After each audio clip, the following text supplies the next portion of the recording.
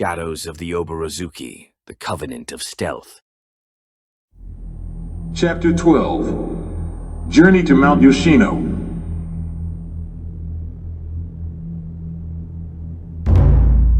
The path with reconciling the world begins with reconciling the self.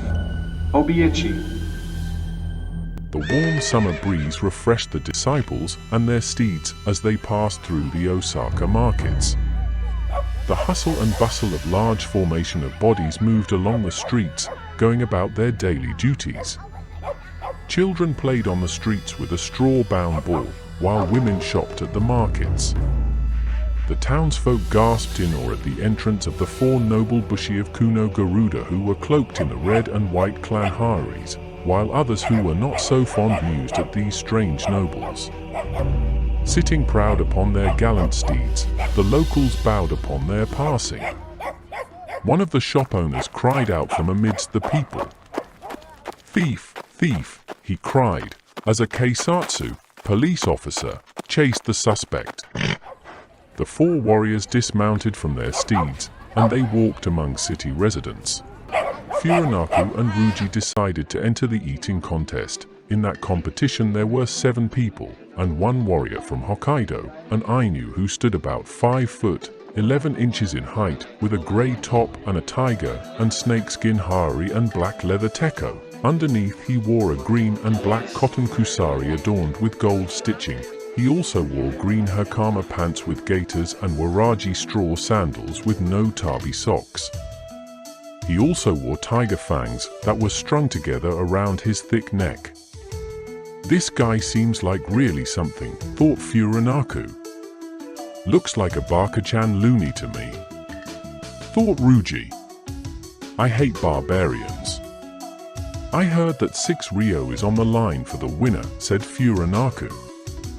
"Sounds good enough for me," replied Ruji. "So are you two coming?" asked Ruji to Mikato and Tatsume. No, Thought Tatsume. "I will do it," said Mikato.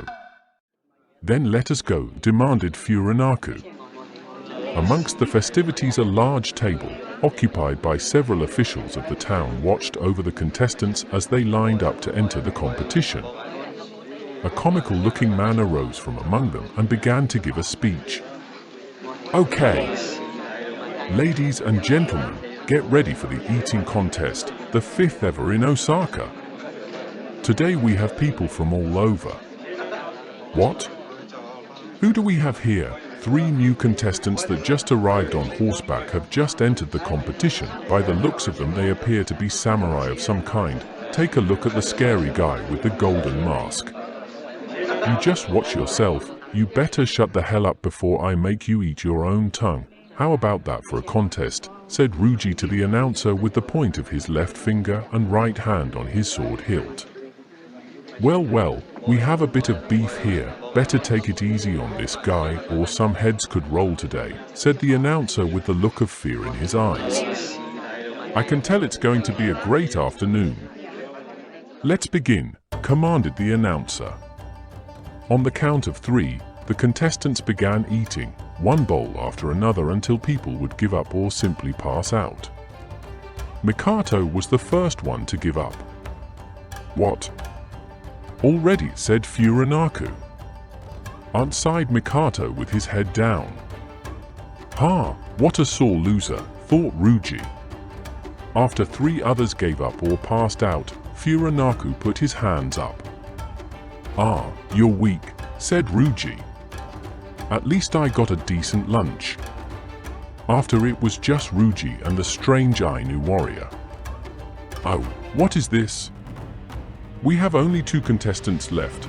Who will be victorious?" Ruji passed out on the floor as the villagers in the courtyard began chuckling. The barbarian was the winner. Ruji, with a fat gut and filled face full of food he couldn't swallow. "I'm going to rob that guy and get the Ryo for myself." With the chink of gold collapsing into bear-like hands, a dark swarthy figure approached the winner of the contest. Ruji stroked the tiger fur across the broad muscular back of this Ainu warrior. "Is this real tiger fur?" Yes, I killed it with my bare hands, replied the figure of rippling muscles, his gold front tooth visible. So what are you going to do with the Rio? How about I make a bet with you, for half of the gold? No way, said the barbarian, this here is all mine, now Mondo can buy himself new sword. Maybe Mondo will buy fine katana fit for Shogun. With a look of raised brows across the courtyard, Furanaku and Ruji in unison glanced at each with smirkish looks of puzzlement.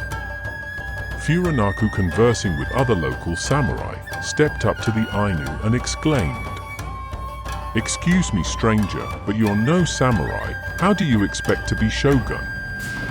One day Mondo ruled Japan, but not now. I hope to regain that kingdom in order to free my people from slavery and persecution."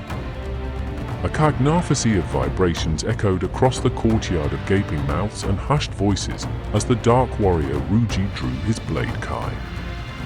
"You dare! Heresy!" The clang of smashed china was emitted from the oaken tables as two blades sang in the air and as two warriors rose to the aid of Ruji. "Furanaku, give me the order.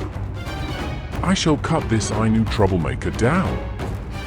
With a mystic wave of his left hand with the two fingers extended, Furanaku summoned the blade of Kai back into its sheath, a power Furanaku had over the blade as he was one of its makers.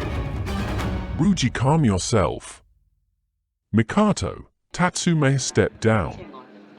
"Do not forget we are in public. We represent Lord Garuda and the Covenant of Stealth. This is not the time and place for such action." Tatsume spoke up. "Brother, let me take care of this." "No, Tatsume-san." Quicker than the legs of a grasshopper, Kai shimmered in the sunlight at full speed, thirsty for the taste of blood. Villagers gasped in awe of the carnage before their eyes. The clash of steel on steel between the illustrious Katana Kai and the fine Ainuan double-edged sword sent shivers down the spines of the spectators. The wielders of the blades rose and fell under the might of each other's blows, preventing either of them to gain the upper hand. The might of the Ainu warrior was too great for Ruji to handle, as he flexed his bulging muscles under the synchronized dancing of blades. With one swift strike, the Ainu warrior summoned his ki, using a demon fist technique to give Ruji a fatal blow. With alert senses, Ruji evaded the blow, as the giant fist decimated the wooden pillar behind him, making the courtyard roof sag under the impact of the ferine blow. Shards of wood chips sprayed across the courtyard, barely missing the citizens of the market, while a woman screamed in terror. With a loud thunderclap, the giant collapsed onto the ground, after Ruji's legs of steel locked him in a death's grip that seemed to drain the barbarian of his strength. Within the length of a nostril, Kai barely touched the heaving flesh of the Ainu warrior. "No! How could this be? Me lose to an inferior, a mere Japanese," the barbarian cried. The Ainu's words cut him to the bone, as Ruji's dark blue eyes resonated with emotions and visions of ghastly creatures, and the fires of Kohiki were seen in the reflection of his pupils like that of the demon Hanya itself. "Who the hell are you calling an inferior, you hairy unwashed mongrel? You are scum. You dare to disrespect me." The barbarian swept Ruji's blade with his own and got back on his feet. Ruji, seething with anger, began to make his move again, but Furanaku held him back, one arm around his stomach, the other his neck. "Ruji-san, that is enough." Furanaku approached the barbarian. "I apologize for my friend's behavior." "Friend? More like foe than pleasant company," replied the Ainu, as he sheathed his Ainuan sword. "I am deeply sorry, and I offer you this wakizashi out of favor for the trouble we have caused you." Furanaku humbly bowed as he gave the barbarian the blade. Thought Ruji to himself. "Thank you kindly, sir," replied the Ainu warrior. "I always wanted a Japanese blade, as I am very poor." By the look of your clothes, I would say you had a bit of money, pronounced Furanaku. My family were murdered by samurai for being outcasts. I was left with nothing but these rags on my back and my weapons of war. What is your name? It is Mondo Aoba Masamune. Masamune, that's a respectful name, like that of the famed swordsmith. I have heard of one such warrior as you, said Furanaku. Mikato spoke up. Mondo, is it true that in your battle frenzy, you take on the likeness of a great bear, have the strength of 20 men, and can crush a man's skull with your bare hands?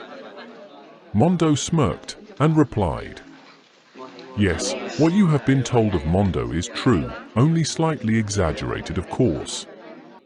Next they will be saying I can shoot lightning bolts from my ass. The warriors laughed at Mondo's jest. Please, Mondo, join us for a drink at the tea house, Furanaku said with invite. All right then, young Bushi, you have heart of gold, replied the Ainu.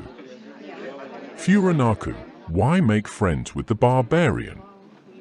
He is the enemy of our people. Furanaku placed his right hand on Ruji's shoulder and said, Ruji-san, you still have much to learn of our ways, the ways of our master's clan. Also, the Ainu ruled this land of Zippang long before the people of this present age rose to dominance and were themselves a great kingdom once, and so we as Japanese would do well to remember that. Ruji sighed and remained silent. Within the walls of the inn, the company of 5 sipped the green substance as they smoked their pipes, forming rings above their heads. So Mondo, said Furanaku, tell us about your past in order for us to get to know you better. Mondo inhaled from his pipe and breathed out a huge waft of smoke that smothered Ruji. Bakayaro! Ruji gasped under his breath as he let off a few wild coughs. A moment's pause, and then the muscle-bound warrior began his tale. I was raised by the Ainu people of Hokkaido, but also have Japanese blood coursing through my veins. Furanaku interrupted. That explains your family name, Masamune. Yes, that is correct, replied Mondo. A distant ancestor, a samurai who was from the Masamune family, traveled to Hokkaido and married a princess of the Ainu. This princess was no ordinary aristocrat. So is the lineage of my people from the village of Shigana. My whereabouts upon mountains strengthened and hardened me, for great of limb was I amongst my brethren. For the majority of my life all I had known was the ways of my people, as I learned many things from the elders of my tribe. They taught me skills for life, knowledge and wisdom of my ancestors. But alas, it all came to an end, the end of my people. Mondo paused and he took another sip of the green tea and smoked his pipe. Mondo, what happened to your village? Spoke the inquisitive Tatsume. My people were wiped out by a dark entity, a plague of unknown origin. Mondo replied with sadness. I was away on an errand for the elders, and when I returned to my village, it was filled with rotting corpses and feasting ravens. Another pause as slurping tea and puffing smoke were the only sounds that attacked the silence within the room. Muttered Ruji, the only good Ainu is a dead one. Ruji-san, silence! Furanaku exclaimed. Ignoring the comment, Mondo continued. Taking only a few items that I could take with me, I left the village of Shigana and traveled through Hokkaido, serving other tribes in many battles and feuds as a mercenary. Along the way I was trained by many martial art masters, furthering my skills in the arts of war. Eventually I reached the border into Honshu's southern region until I crossed paths with a mysterious Gorka monk who goes by the name Narataki, who lives in Yoshino-yama. Now, Narataki-san, shouted Furanaku. I can't believe this. This is destined that we meet as we are currently on our journey into Yoshino-yama to see him. That is good to hear. I too believe that it is fate we meet. Mondo continued. Anyway, There in Yoshinoyama, I was under the divine guidance and tutelage of the Gorka monk Narataki. Do you not have anywhere to go? Asked Furanaku. No, replied Mondo. Please let me travel with you. Only if you promise to serve our lord and master. Our quest is to gather up 12 warriors. Sounds good. It has always been my dream to become a real samurai under a divine lord. Welcome to the clan, Mondo. We are on our way to Yoshinoyama now, stated Ryuji. Okay, let us go, replied Mondo with eager. Not so fast, pal. No room for you right now. Ryuji said. It's disrespectful. Sorry, Mondo. You know what? I will give you directions on how to get to our home, said Furanaku. Here you go, slipping Mondo a magic cal coin, a secret gift from Kuno Garuda entrusted to Furanaku for such situations. Go to the Katsushoji temple and tell our master Kuno Garuda of our meeting. He will instruct you from there. Thank you very much for your kindness, Furanaku-san. Mondo replied as he bowed humbly. See you when you get back. Furanaku gave a slight bow. I must tell you one thing in particular. Mondo cleared his voice and stared for a moment in silence as he studied the disciples he prepared to speak. In going into the abode, there on top of the mount you will notice a village west. That is the village of the Zengetsu where you will find Narataki-san. Go with peace and be sure to tell Narataki of our meeting. Will do, replied Furanaku. After a day had passed, the disciples finally reached Mount Yoshino.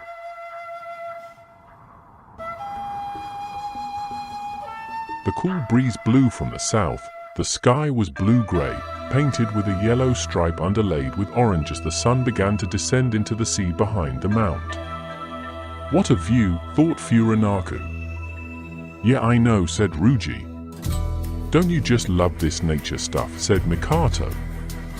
No, not really. I'd rather be home or in town with all comforts, said Tatsume. What the hell are you on about, Tatsume? How could you say that? You know I love towns, but when you come out to these kinds of places you want to leave that stuff behind, replied Mikato. Just my opinion, said Tatsume. I've lived in poverty and without comfort for too long. You make little sense, Tatsume, said Furanaku. Do you not find the mountains of Honshu different to that of Ryukyu? All the same to me, alone in the wilderness with nothing. What stuff are you talking about anyway? You're shit from that little povey beach hut in Ryukyu. Ryuji, you're an asshole. If it's not me, I do hope that one day someone knocks some sense into you. Tatsume grinned and decided to ignore. Sorry if I was too harsh, Tatsume, but it's true and it pisses me off that you and Furanaku have got everything handed to you on a silver platter. You know, you are not the one to talk, Ryuji. You have got loads of possessions, stated Furanaku. Yes, but I still had to earn it, and most of it's from my father, replied Ryuji. My mother was a bitch and she didn't do a thing for me. But your mother, Mrs. Higoshi, was like a second mother to me. She was really nice. So the both of you don't know what it's like to have it hard. Furanaku and Tatsume looked at each other in disagreement to Ryuji's words. Tatsume and I have had it hard in other ways, so although it may be different, we both have similarities.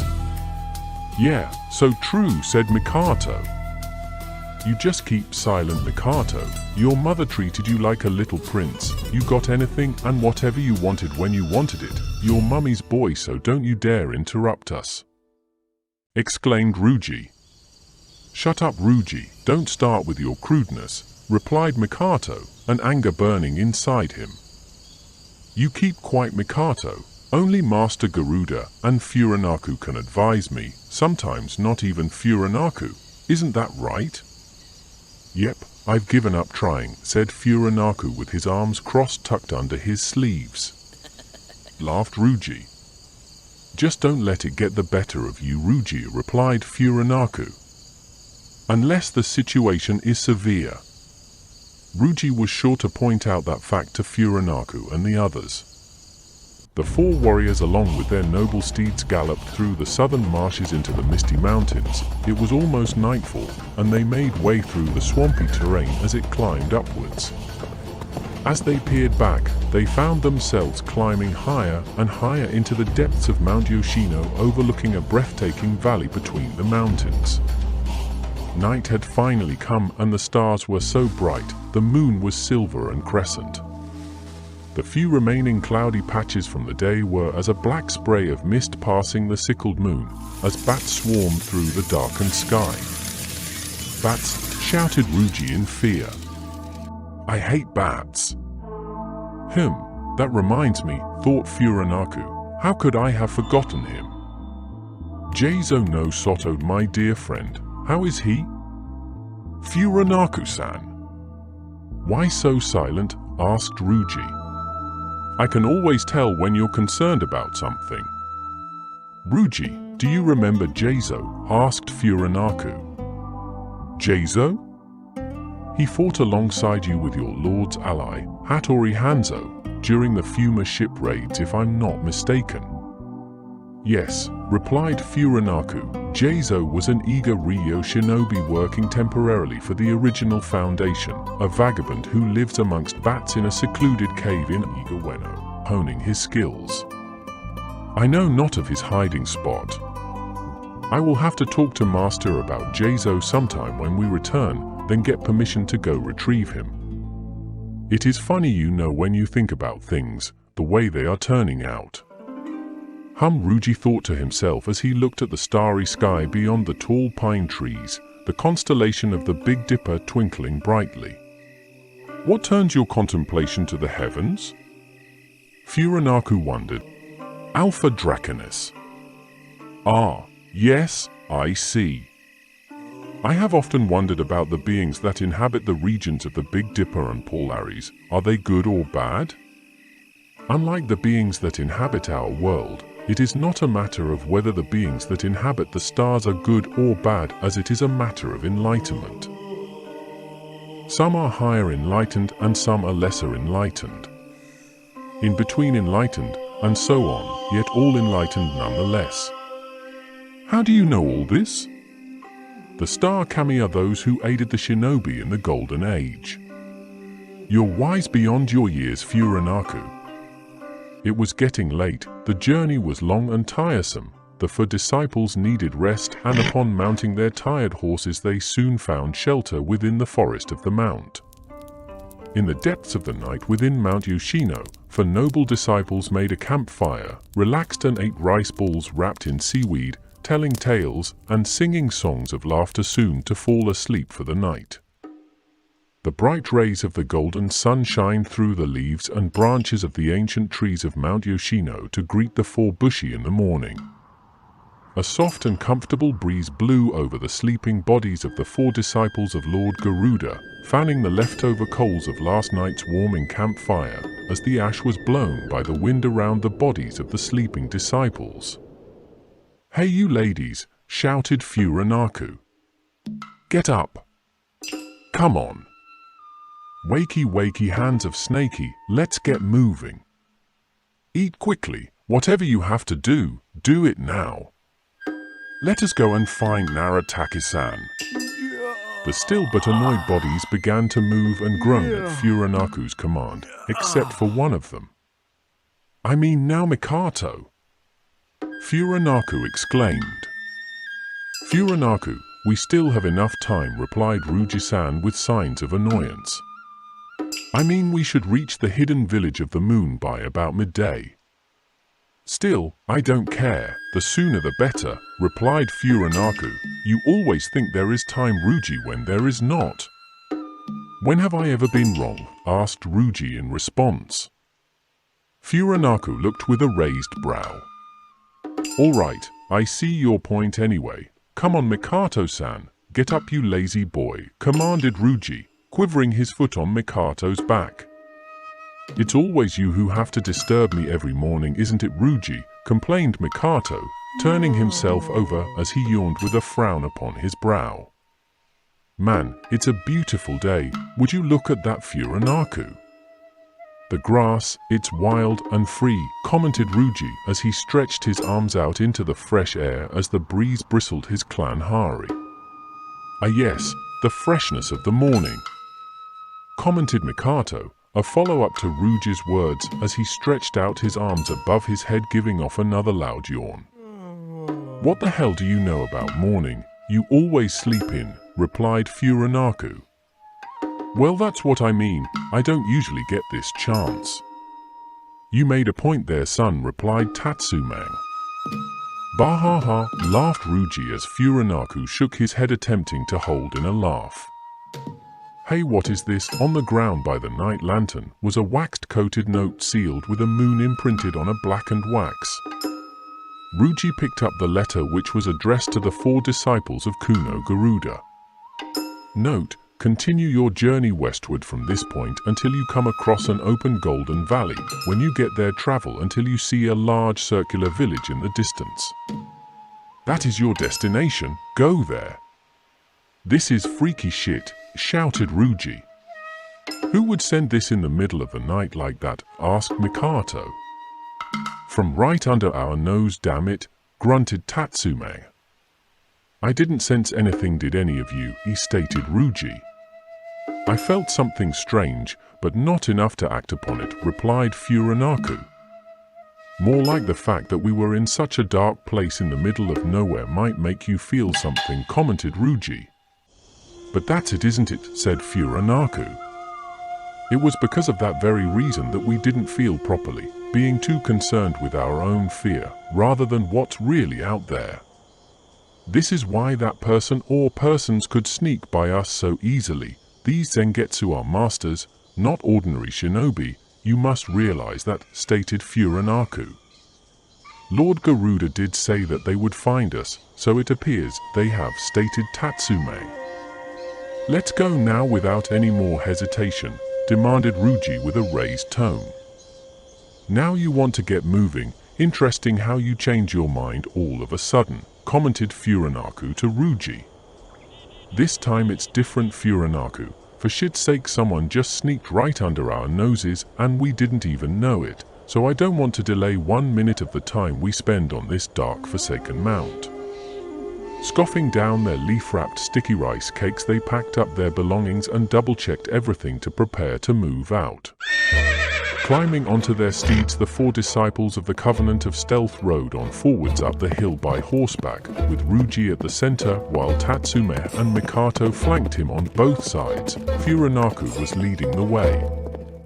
They eventually came to a straight and wide-open valley with smoke drifting from what appeared to be a large yet quiet village made up of round, ostensibly perfected straw houses of the highest quality, with a few larger wooden structures, ancient stone walls, and watchtowers. This village held a strange aura about it, something very old and mystical in what appeared to be a kind of utopia. They realized that this village was barred off by surrounding walls, like a kind of border fort. But the disciples were expected, as was told by their master. This was also written on the mysterious note. As they approached the outer gates, they began to creak upon opening. A mysterious guard stood on the other side, gazing at them while standing motionless. The disciples did not even have to give their names, for as the gates were opened, to their surprise the guard welcomed them with a smile and hand gesture, with 2 fingers of the hand placed towards eye level as he lowered his head. They entered the beautiful fabled Zengetsu village of the moon. It was astonishing with its cozy housings, side stores, mystics gathering in the streets. The pathways were well kept in the lush environment of greens, browns, and greys. There were many ancient rock-paved walls and platforms geometrically perfect in their design, comprising of interlocking smoothly cut megaton blocks partially covered in moss said to be built by Tengu. Furanaku could not help but to run his hands over the smooth masonry, feeling the perfection and analyzing the secret craftsmanship, feeling the energy of the ancient ones who originally constructed the walls and various platforms of Zipang. Every designer has a signature mark, and this was no exception. Who really built all of this and how? Why? Could this be it? The connection that master keeps going on about? He thought to himself. Great stone lanterns and incense blew through the streets from nearby temples as bells rang the lonely chimes.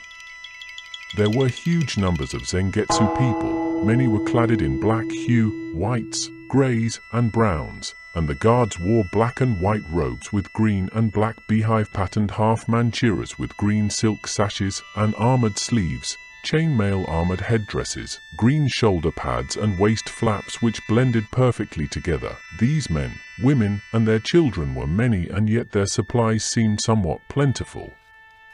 A few of these warriors were larger in stature and foreigners to Japan from India, Tibet, the Kingdom of Gorkha, China, and Korea. Some of them seemed even foreign still. Upon entering the divine dwelling, their horses were taken care of by the guardsman of the village and given food until their riders would return to the gates to leave. "Where may I find the Gorkha monk named Narataki Narayan?" asked Furanaku to one of the watchmen. "You will find him over there in that villa by the garden," replied the guardsman. "He's probably writing or reading at the moment, as he so often does." "Thank you," replied Furanaku with a salute of the fingers. "Moving on, guys." Furanaku gave the command to move on as he clapped his hands suggestively. Upon walking the white pebbled pathway through a gateway and into the sacred grove, the disciples entered a large garden, partly a training ground, which reminded them very much of Katsushoji back home, only something was different: the feel. A feeling familiar, yet obscure, a sense of ancient cryptic history. As they continued walking the dark garden, they came across two great stone lanterns. Behind them a small wooden temple, the wood stained dark brown. With a knock on the oaken door, a Gorkha guru approached the disciples. He was wearing black monastic Japanese clothing with a white mantle across his shoulder and chest. A curious knife in his obi. Narataki was dark-skinned and bald, with black eyes, and healthily masculine. "So, you finally came, Furanaku of the Covenant of Stealth. How are you all?" "Very good, Narataki-san. It is an honor to be here. We tire from our travels and seek sanctuary for the night, but this is not the reason we are here." "Well, it is good to see you, Furanaku. You and your merry band, I see, he. Yes, Ruji, isn't it?" Yes," replied Ruji. "Narataki-san," said Furanaku. "While I remember, I must bear you good news, that your disciple Mondo Masamune has joined our team. He sends his regards." That is music to my ears," replied Narataki strangely. "We shall have dinner now, then rest up for the night to prepare for tomorrow's early departure," demanded Narataki. "It gets very dark quickly here within Yoshinoyama, so if we set off around the hour of the rabbit, we should reach Osaka just before nightfall. Come now, there is much to discuss over dinner." One thing, Narataki-san," Furanaku said as he took out the red and white clan garment from his bag. "Here, Narataki-san, Lord Garuda has ordered me to present this to you for your service to the original foundation. You must wear it when you are to travel with us." Did he now?" "Well, I am honored," replied Narataki as he took up the hari in his hands and bowed to Furanaku. As darkness crept over the hidden valley of the moon, a chill rushed over the Zengetsu Valley, a breeze that rang the magic cow chimes as candlelight flickered across the shadows of the village stronghold. Within a small temple at the fire stove overlooking an enchanted garden, four warriors discussed their most recent events of their lives, while occasionally talking of the past and even discussing the possible future and outcome of their country. Narataki and the disciples chewed on salted fish, mushrooms, radish and pumpkin with hot soup to warm their stomachs. Even within the late hours, the Zengetsu troops stood guard atop the watchtowers and border forts for any trespassers or enemy advancements. "Furanaku, there is something I must tell you," asked Narataki. "What's that?" replied Furanaku. "It's about Mondo." "What the hell about him?" asked Ruji. You see, he wouldn't tell you, but he fled to my village when he received a bounty of 3,000 koku on his head. I came across him when I was wandering through the forest chopping wood for my cottage. Mondo came to me and asked that I take him in as he sought to learn the way of the Bushi, so I allowed the Ainu warrior shelter in the village. I knew it, that son of a bitch could not be trusted, Furanaku, it was a mistake, shouted Ruji. No. You mustn't think that way of him, said Narataki, he is a good man, he has developed better as a person, but needs more training. He is different, very idealistic, and it is understanding why many do not like him, but he knows enough now to change his idealistic rude manner. Ah. That is something I didn't know, said Furanaku, I will be mindful of him from this day forth. Do forgive his tongue, it was the way he was raised as an Ainu to hate the Japanese, be mindful but understanding towards him, that's all I can say, a copper piece for you all. It was late, and after soaking their feet within herbal waters prepared by Narataki, it was time to fall asleep for the night. The disciples, now 5 in number, prepared to move out. Seated on horseback they left the gates, passing the rampart walls of the Zengetsu village as the guards and local peasants bid the wise Narataki and the disciples of Kuno Garuda farewell.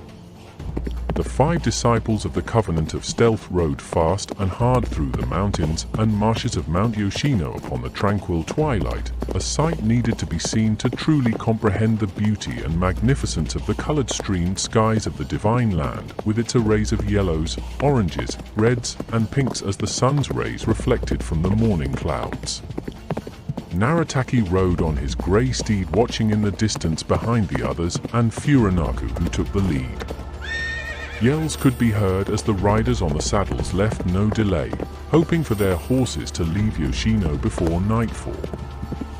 Narataki knew that the long Yoshino stream would decelerate them. The sound of rushing water could be heard as they continued upstream. The water vapors splashed upward, reaching high enough to sprinkle the disciples sparingly in an almost refreshing manner, but Ruji, on the other hand, annoyed by water, brushed his hair while shaking his head in discomfort. Eventually, they came upon a red-lacquered wooden crossing bridge. They made way across the bridge to the other side of the mountain and past the great Buddha carved upon the cliff face. The journey through these cliffs was followed by other sightings of images of various saints who influenced the mystic men and women of the southern mountains.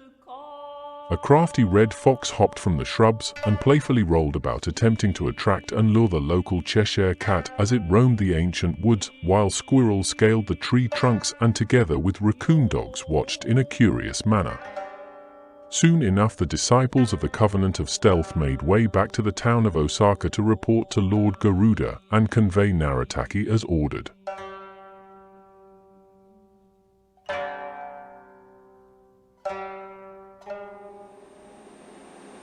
Thank you. I am Shigana Sensei, also known as Frankie Traino.